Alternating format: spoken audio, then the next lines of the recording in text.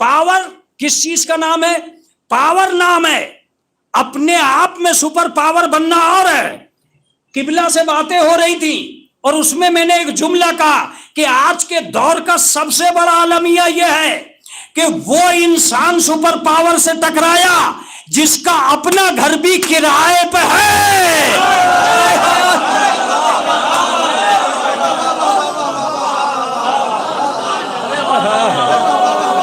کیا جملہ ہے یہ؟ اپنا گھر بھائی ڈوب مرنے کا مقام ہے، ڈوب مرنے کا مقام ہے کہ ایک ایسے آدمی کو مارا ہے تم نے جس نے ابھی تک اپنا گھر بھی بنایا نہیں، اور تم ساری دنیا میں پاورفل، اور اگر ایک اکیلا ملک مار دیتا تو مجھے تسلی ہو جاتی، اسے بھی اس کمزور آدمی کو مارنے کے لیے دوسرے پاور کا مقابلہ لینا پڑا۔ اس کا مطلب اکیلا امریکہ بھی سمجھ رہا تھا کہ اس کمزور آدمی کو مارا نہیں جا سکتا، اس لیے کہ مارا اس کو جا سکتا ہے جو طاقت کا اندازہ کرائے، پر طاقت کا اندازہ کیسے ہو؟ یہ تو قدرت کا آدمی ہے۔ نہیں نہیں نہیں نہیں نہیں، اس جنگ میں کچھ ملا ہو یا نہ ملا ہو، ایک چیز ضرور مل گئی ہے کہ تخت حکومت کا اقتدار اور ہے، مسلح کا اختیار اور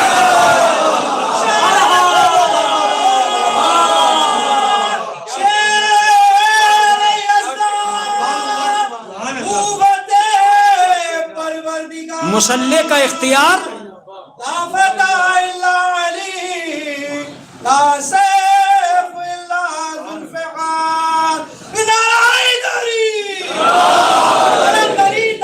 یہ عجیب سپر پاور ہے کہ نہیں؟ ایک ایسے آدمی کو مارنے کے لیے پوری دنیا اکٹھا کر رہا ہے، یہ کنٹری بھی میرا آ جائے، یہ کنٹری بھی میرا آ جائے، یہ کنٹری بھی آ جائے، تو اس کا مطلب پاور تو اسی میں ہے، پاور تو اسی میں ہے۔ ذرا سوچو تھوڑی سی دیر کے لیے کہ 72 کو مارنے کے لیے باولا ہوا جا رہا تھا یزید، اسے بھی بلا لوں اسے بھی بلا لوں، ابے 72 آدمی ہے، یا تو اپنے کو کمزور بہت سمجھ رہا تھا یا اسے طاقتور بہت سمجھ رہا تھا۔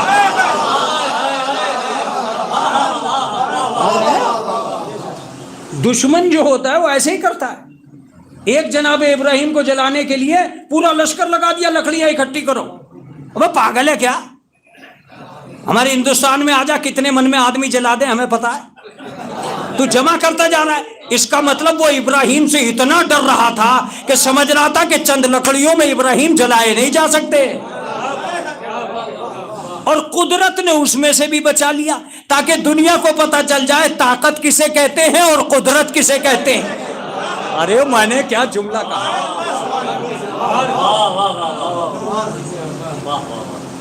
ارے کہا مولانا پھر بھی کچھ بھی ہوا، مر تو گئے۔ میں نے کہا جی اوکے مر تو گئے۔ بولے کیا باتیں کر رہا مرنے کی؟ مرنا تو ہمیں تھا، ڈرنا نہیں تھا۔ تو میں نے کہا ڈر جاتے تو بس تو جاتے، کہا میرے خاندان کا آج تک کوئی ڈرا ہی نہیں۔ تو میں نے کہا تھوڑا بھاگ جاتے، کہا میرے خاندان کا آج تک کوئی بھاگا ہی نہیں۔ تو میں نے کہا چھپ جاتے، کہا عراق میں ایک چھپا تو تھا۔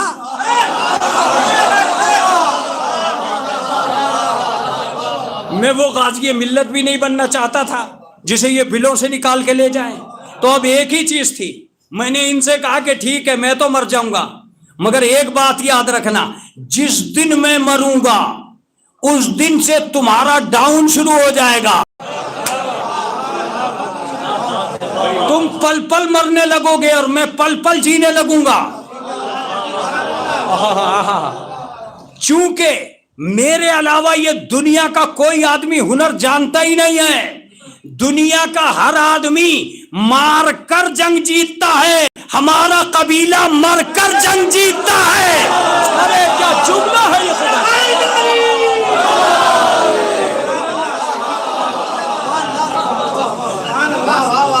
ہمارا قبیلہ مر کر جنگ جیت، اگر تم جاگ رہے ہو تو یہی مجلس ہے، یہی مجلس ہے۔ حسین نے کربلا مار کر نہیں جیتی، مر کر جیتی ہے۔ قبلہ بیٹھے ہیں اور گواہ بنا کے جملہ کہہ رہا ہوں، کسی بھی بہادر نے حسین سے یہ اجازت نہیں مانگی کہ مولا مجھے مارنے کی اجازت دے دیجئے، سب نے یہی کہا مرنے کی اجازت دے۔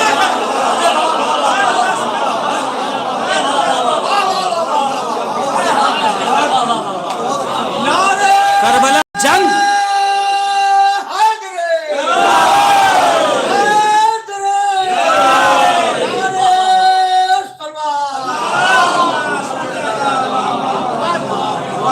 کربلا کی جنگ مار کر نہیں جیتی گئی، مر کر جیتی گئی ہے، اور کربلا کے یہ سبق وہ خوب جانتا تھا۔ میں نے انتظار کر لیتے کوئی اور کسی ملک کا کوئی لیڈر بول پڑتا، کہ ان میں بولنے کی ہمت ہی نہیں۔ میں نے کہا وہ کیسے؟ کہ ان میں کوئی آیت اللہ ہے ہی نہیں۔ میں بولے تو وہ جو آیت اللہ ہو۔ میں نے کہا آیت اللہ کا کیا مطلب ہے؟ کہا یہ قرآن پڑھنا جانتے ہیں، یہ قرآن دنیا کو سمجھانا نہیں جانتے، اور آیت اللہ اسے کہتے ہیں جو خود سمجھ جائے اور زمانے کو سمجھا دے۔ نہیں نہیں نہیں نہیں، اس کا حق ہی تم نے ادا نہیں کیا۔ اب میں کہتا ہوں ساری کائنات کے اسلام کے ٹھیکیداروں سے کہ کیوں نہ آئے موٹے موٹے کڑے لے کے اسلام بچانے۔ اگر آیت اللہ اتنے ہی برے لگتے ہیں تو آیت اللہ سے پہلے تم پہنچ جاتے۔ آج اس نے بتا دیا کہ موٹے کڑے ہاتھوں میں لے کے اسلام نہیں بچے گا، تسبیح ہاتھوں سے گھما کے اسلام بچے گا۔ آتے کسی موڑ پہ تو آتے، بہت بڑے اہل بیت کے دوست بنے پھرتے ہو، کہاں گئی تھی وہ دوستی؟ ایک تو آتا، کسی ایک نے تو فتویٰ دیا ہوتا۔ مگر میں زمانے سے کہتا ہوں کہ آج خامنئی اس لیے بھی لڑے کہ دنیا کبھی بھی کسی آیت اللہ کو بزدل نہ سمجھ بیٹھے۔ کیا جملہ ہے یہ! کسی بھی آیت اللہ کو بزدل نہ سمجھنا۔ یہ جب تک مسلح پہ بیٹھا ہے آیت اللہ ہے، جب میدان میں اترے گا تو نصر اللہ ہے۔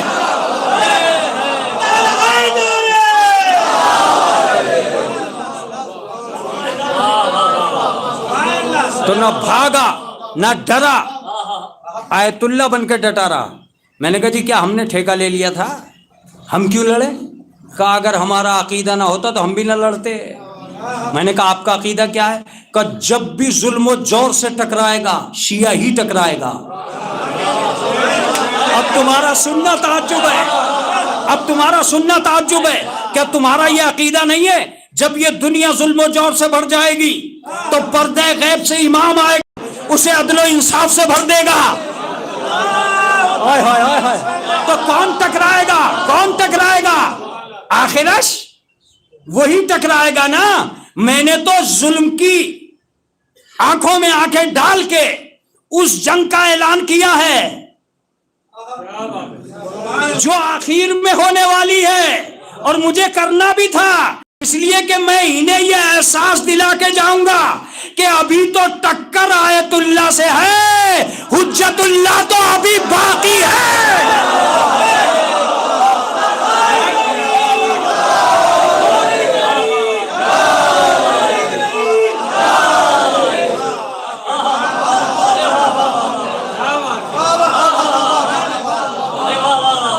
ابھی سے ساری دنیا کی پاور ختم ہو گئی، ابھی سے ساری دنیا کی پاور ختم ہو گئی۔ ابھی تو حملہ ایران سے ہوا ہے، اگلا حملہ کعبے سے ہوگا۔ ابھی تو نائب آیا ہے، آقا آنا تو باقی ہے، ابھی تو غلام لڑ رہے ہیں۔ امام کا لڑنا تو باقی ہے، ڈر کیا رہے ہو؟ گھبرا کیا رہے ہو؟ رہ گئی بات یہ کہ ہماری گھبراہٹ کی تو ہمارے خاندان کا کوئی آدمی کبھی گھبرایا ہی نہیں۔ جب سپر پاور کے ان ہاتھیوں کو دیکھا تو سارا مکہ باہر۔ جناب عبد المطلب نے کہا کہ بیٹا ہم کعبے چلیں گے۔ جناب ابو طالب نے کہا بابا کیوں؟ کہا آج ہی تو پتہ چلے گا کرار کون سے ہیں، فرار کون سے ہیں۔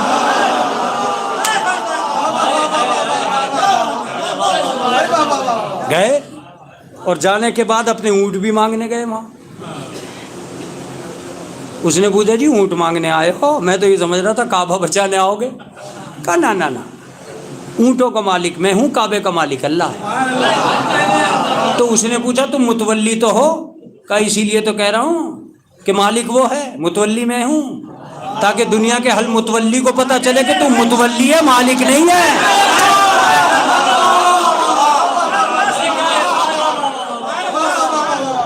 تجھے متولی بنایا ہے، بچانے کا کام کرنا، بیچنے کا کام مت کرنا.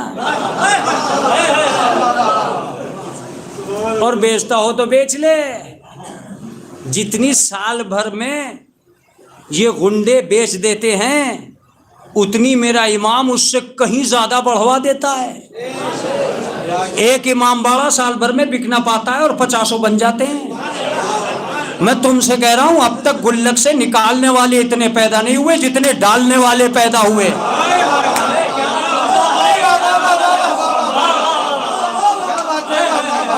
یہ حسین ہے، حسین.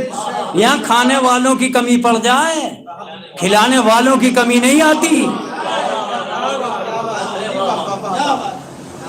نکالے جا. نکالنے والے کتنے ملے؟ 12.